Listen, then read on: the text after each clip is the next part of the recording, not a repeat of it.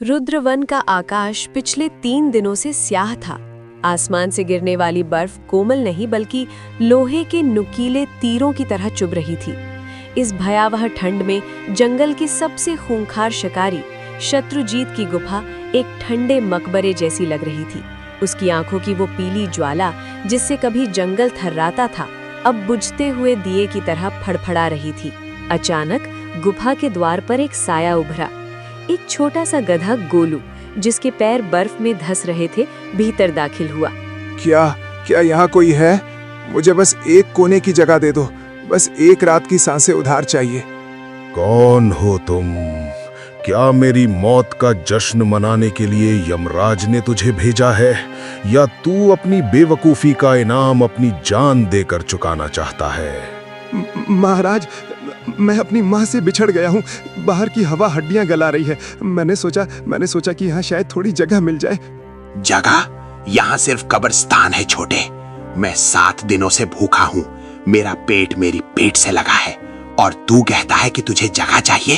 पासा, देख इस खूनी पंजे को जिसने तेरे जैसे हजारों को मिट्टी में मिलाया है।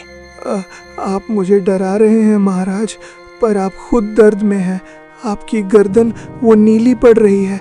मेरी माँ कहती थी कि जब शेर के गले में नीली ठंड बैठ जाए तो वो अपनी दहाड़ खो देता है। क्या इसीलिए आप इतने धीमे बोल रहे हैं? यहाँ सिर्फ मौत का सन्नाटा है बालक। तू गलत दरवाजे पर आ गया है। मैं शत्रुजीत हूँ। क्या तुझे अपनी माँ ने मेरी कहानियां नहीं सुनाई? सुनाई थी महाराज, पर उन्होंने ये भी कहा था कि जब तूफान आता है तो ऊंचे पहाड़ ही छोटे पौधों को पनाह देते हैं।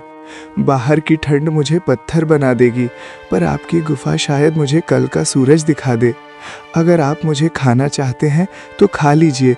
कम से कम भूख से तड़पकर मरने से तो अच्छा है कि मैं किसी महान योद्धा की भूख मिटाऊं। शत्रुजीत सन्न रह गया। उसने अपनी पूरी उम्र में हजारों जीव मारे थे, पर किसी ने मौत के सामने इतनी सादगी और सम्मान से बात नहीं की थी। शत्रुजीत सन्न रह गया। उसकी सबसे बड़ी कमजोरी इस छोटे से जीव ने पकड़ ली थी। वो दहाड़ना चाहता था, पर उसके गले से सिर्फ एक दर्दनाक कराह निकली। मेरे पास आ, डर मत। आज मेरी जठराग्नि बुझ चुकी है। आज मुझे मांस की नहीं, महज एक धड़कन की जरूरत है, ताकि मैं महसूस कर सकूं कि मैं अभी जिंदा हूँ। गोलू धीरे धीरे रेंगते हुए शेर के विशाल पंजों के बीच चला गया और उसके पास बैठ जाता है। शत्रुजीत ने अपनी भारी और घनी पूंछ गोलू के ऊपर लपेट दी। पहली बार शिकार और शिकारी के बीच का फासला मिट गया। पूरी रात बर्फीला तूफान चलता रहा। गुफा के भीतर शत्रुजीत और गोलू एक दूसरे की गर्माहट के सहारे टिके थे।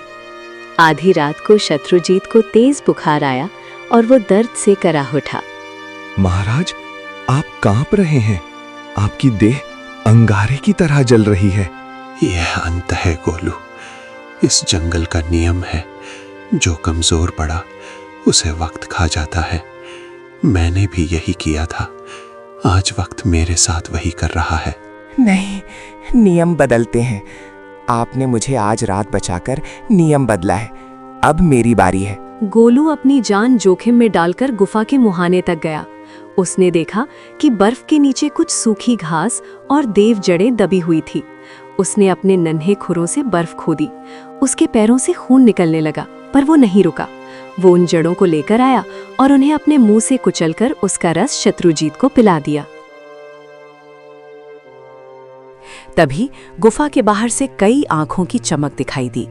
भेड़ियों का एक दल, जो रक्तमुख के नेतृत्व में था, गुफा के बाहर घात लगाकर बैठ गया था। वे जानते थे कि शत्रुजीत बीमार है। क्यों गोलू, क्यों एक बूढ़े हत्यारे के लिए अपना लहू बहा रहा है? मैं तेरा कुछ नहीं लगता। महाराज, जब आपने मुझे अपनी पूंछ के घेरे में लिया था, तब आप शिकारी नहीं, एक पिता थे, और एक बेटा अपने पिता को ऐसे नहीं छोड़ सकता। शत्रुजीत की आंखों के कोने से एक आंसू निकलकर गोलू के सिर पर गिरा। वो रात सिर्फ सिसकियों और उम्मीदों की थी। सुबह की पहली किरण गुफा के भीतर आई।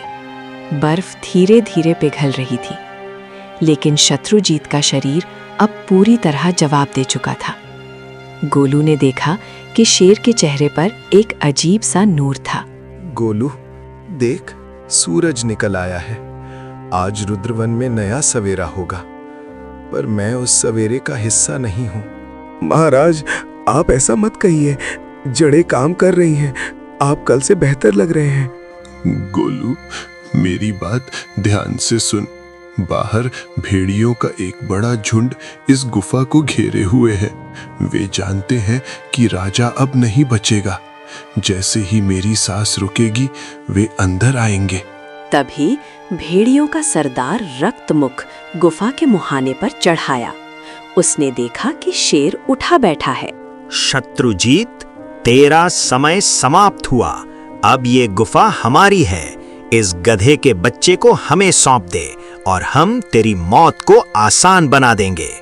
जब तक इस बूढ़े शेर के शरीर में एक भी बूंद खून है, कोई मेरे बेटे की ओर आंख उठाकर भी नहीं देख सकता। पीछे हट जाओ गीदड़ो, वरना आज रुद्रवन का फर्श तुम्हारे खून से लाल होगा। वो दहाड़ असली नहीं थी, वो दर्द और इच्छा शक्ति की पुकार थी। पर भेड़िए डर गए और भाग निकले।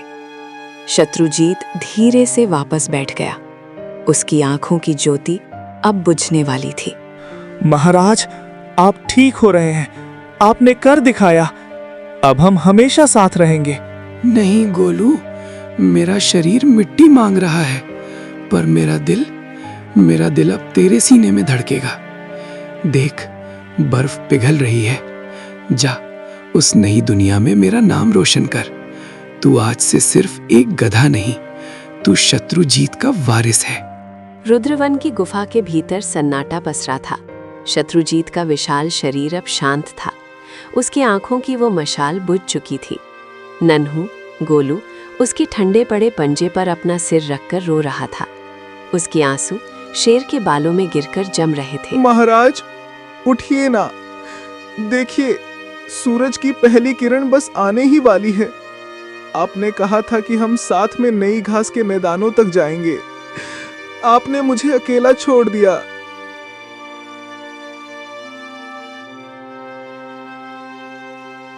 लेकिन बाहर अंधेरे में कुछ और ही पक रहा था। भेड़ियों का सरदार रक्तमुख बहुत धूर्त था। उसने गुफा के मुहाने पर शत्रुजीत की गंध सूंघी। वो गंध अब बदल चुकी थी। उसमें वो शिकारी वाली तीव्रता नहीं थी। रक्तमुख समझ गया कि रुद्रवन का बेताज बादशाह अब इस दुनिया में नहीं रहा। भाइयों, वो दहाड़ महज एक धोखा था। बूढ़ा शेर अब मिट्टी बन चुका है। वो गधा अब अनाथ है। आज रात हम ना सिर्फ अपनी भूख मिटाएंगे, बल्कि शत्रुजीत के इस आखिरी निशान को भी मिटा देंगे। सारे खूंखार शिकारी धीरे धीरे गुफा के भीतर रेंगने लगे। उनकी लार टपक रही थी। गोलू ने चौंक कर पीछे देखा। क्या हुआ नन्हे गधे? तेरा पहाड़ जैसा रक्षक अब नहीं बोलेगा। आज तुझे बचाने वाला कोई नहीं है। तूने सोचा था कि एक शेर का साथ तुझे अमर कर देगा। पीछे हट जाओ। ये महाराज का विश्राम स्थल है। उनकी मृत्यु का अपमान मत करो। मूर्ख गधे, तुम्हें अब भी इस महाराज की पड़ी है। तू अपनी जान बचा। आज तुम्हें खाकर हम अपना भूख मिटाएंगे। भेड़िए ठहाका मारकर हंसने लगे। रक्तमुख ने गोलू पर छलांग लगाने के लिए अपने पिछले पैरों को सिकोड़ा। गोलू ने अपनी आंखें बंद कर ली और चिल्लाया, महाराज! तभी गुफा के भीतर एक चमत्कार हुआ। हवा अचानक से थम गई। पत्थर से बनी गुफा की दीवारें कांपने लगी। शत्रुजीत के मृत शरीर से एक सुनहरी और नीली धुंध निकलने लगी, जो देखते ही देखते एक विशाल आकृति में बदल गई। वो आकृति किसी पहाड़ जितनी ऊंची थी। वो शत्रुजीत की आत्मा थी। रक्तमुख, मैंने कहा था कि ये बच्चा मेरा वंश है, और जब तक मेरी रूह इस जंगल की हवाओं में है, तू इसका बाल भी बांका नहीं कर पाएगा। रक्तमुख और उसके साथी दहशत से जम गए। उन्होंने देखा कि शत्रुजीत की आत्मा ने अपना विशाल पंजा हवा में उठाया, भेड़ियों को गुफा की दीवारों से दे मारा।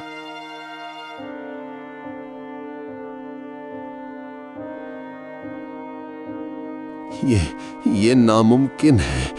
मरा हुआ शेर कैसे लड़ सकता है? प्रेम और वफादारी कभी नहीं मरती।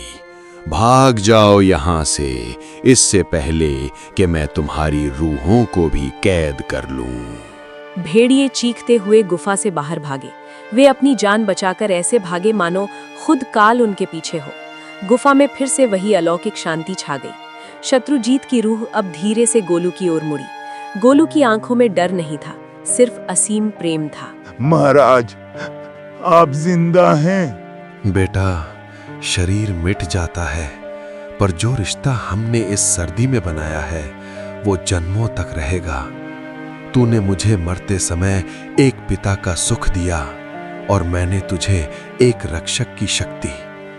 अब तू अकेला नहीं है। जब भी तुम मुश्किल में होगा, बस अपनी आंखें मूंदना, तू मुझे अपने साथ खड़ा पाएगा। पर मुझे आपकी याद आएगी। याद मत करना, महसूस करना। मैं उस हर हवा में हूँ जो तेरे कानों से गुजरेगी। मैं उस हर पानी में हूँ जो तेरी प्यास बुझाएगा। अब जा गोलू, देख सुबह हो गई है। धीरे धीरे वो सुनहरी रोशनी सूरज की पहली किरण के साथ विलीन हो गई। गोलू ने देखा कि शत्रुजीत का मृत शरीर अब एक शांत पत्थर की तरह लग रहा था, जिसके चेहरे पर एक सुकून भरी मुस्कान थी। गोलू गुफा से बाहर निकला। बाहर बर्फ पिघल चुकी थी और छोटे छोटे पीले फूल खिल रहे थे। उसने मुड़कर आखिरी बार गुफा को देखा और एक गहरी सांस ली।